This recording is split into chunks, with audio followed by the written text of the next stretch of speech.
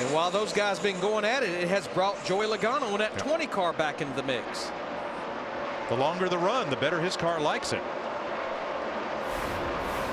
Watch this little racing action right here. He's trying to slide up in front of the one car. And he snapped loose right at the end and kept it off the wall. Don't know how, Steve. Well, Darrell, right before that, Kyle said, guys, I have no right rear tire. I'm loose off. Remember, he's one of those cars that did not stop that last caution. But he's got to make it for 10 more laps, and we'll get that 10-minute break. And remember, the rule on that break has changed. You cannot change tires during the 10-minute final break.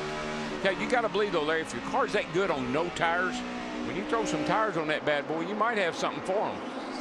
Get after for 10 green flag laps. But I don't know if he could put enough tires on any of these cars to keep up with that 48 car. He is out of here.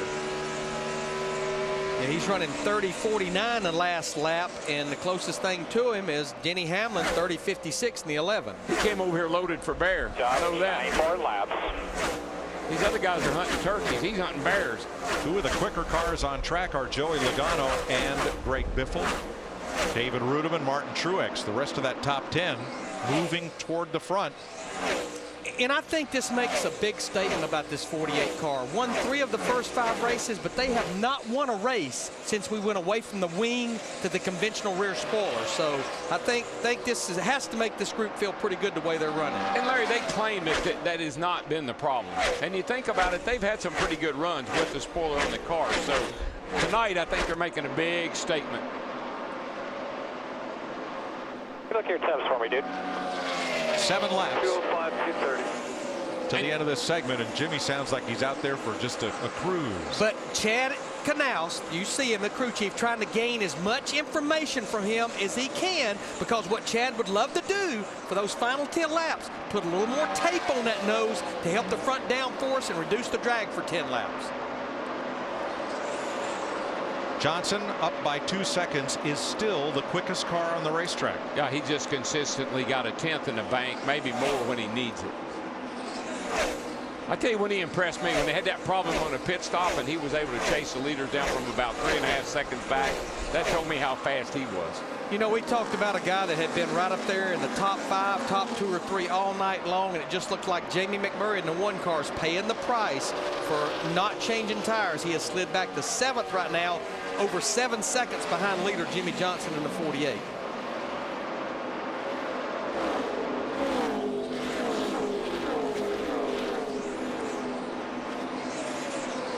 What the car really prevailing in this segment, though, we talked about him a minute ago, is Brad Keselowski in that 12 car. He has now made his way up to the 4th position. Pretty impressed with Mark Martin too, Larry. He's sitting there and he's getting himself in a pretty good position here for this final 10 laps. Yeah, that accidental strategy of theirs of Martin staying out because he thought the pits were closed is paying off well. He's the 3rd place car. And we felt like he had enough friends that stayed out with him that it would be okay. I don't think people realize what an incredible job Goodyear has done this year, particularly with the new tires that they brought to the racetrack. Good point. The tires are fast, they don't fall off, they don't wear out. The drivers like them. And everybody's happy. 8th place, Greg Biffle taking his Ford past the Toyota of David Rudiman. And Rudiman trying to pass him right back. You know, 2 more laps. I can't help but think, though, as we watch this battle right here for the 8th position, Denny Hamlin in that 11 car running 2nd. We're gonna have that 10-minute break, and then we're gonna go back under caution how you finish this segment here. And then all cars will come to pit road for a 4-tire stop under caution. Remember, by virtue of that pit crew winning that pit crew challenge Wednesday night, they got that premium pit spot leaving pit road at the exit. Hamlin, with that stop, could be well poised to grab the lead from Jimmy Johnson. Tell you what I've said up here for the last 10 years. I don't think I've ever heard engines sound as neat as it. These things they're turning 9,500 RPM, and they are flying around this racetrack. Yes, they are. Ryan Newman in the 39, Dale Jr. in the 88, 16th place.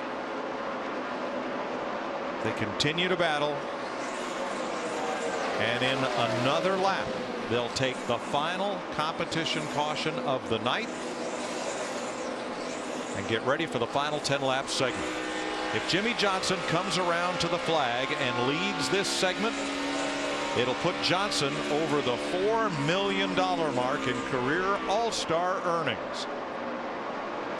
Just riding with Casey Kane in that 9 car, hit the wall about 10 laps ago. He's about to go a lap down, but regardless, he would still get the free pass because he would be the only car a lap down right now. So at the end of this segment, Jimmie Johnson is still one of the 3 fastest cars on the racetrack. And they'll slow him down. They'll head for pit road. And a 10-minute break. Chance to work on the cars, except changing tires. In fact, if you take off a wheel to check something, the NASCAR official will watch you torque it back on. Been watching this 00 car. He's great through the corners, flies through the corners, but it dies on the straightaway. And I think they've got a carburetor problem with this car. Remember, Dick Bergman told me they had a carburetor problem. Get down on the flat. Get down on the flat. Jimmie Johnson leads segment 3 and picks up the $125,000 bonus for doing so. We'll be right back.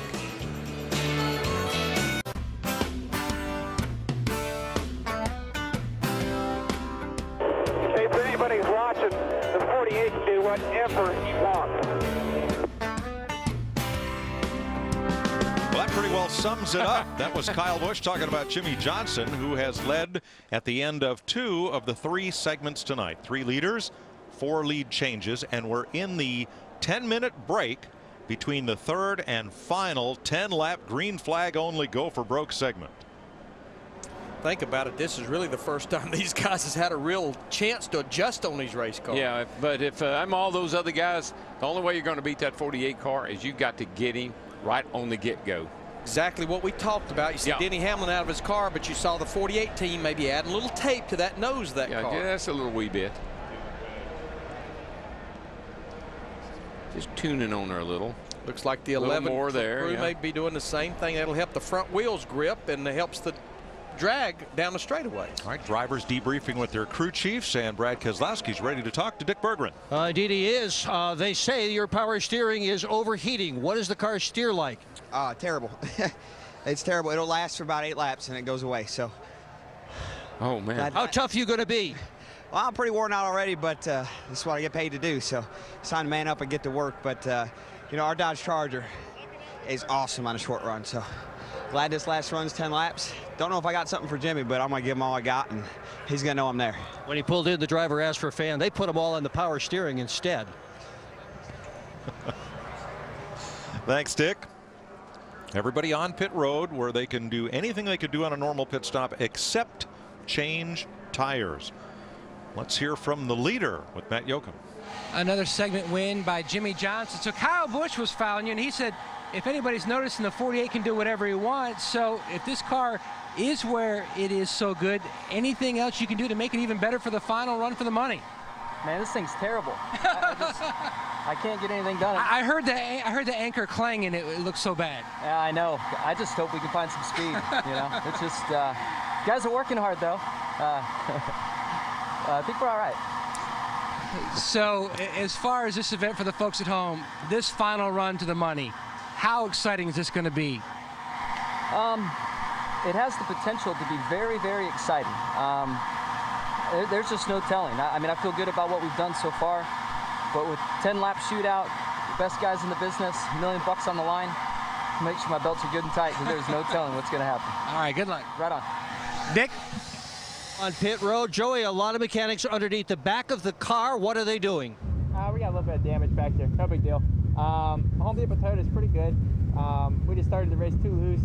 I couldn't get the throttle down and actually getting murdered off the corner. I'd roll through the center like nobody's business, so it was really good. Just couldn't get the gas down. So we focused on getting it tighter and tighter. I feel like we got it pretty close. So I think we need to go just a little bit more to take off better. We still don't take off that good.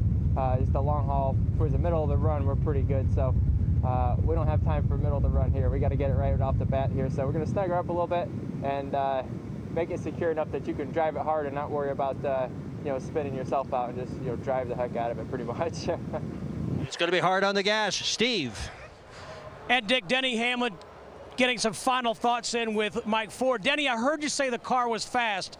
It's showtime right now. You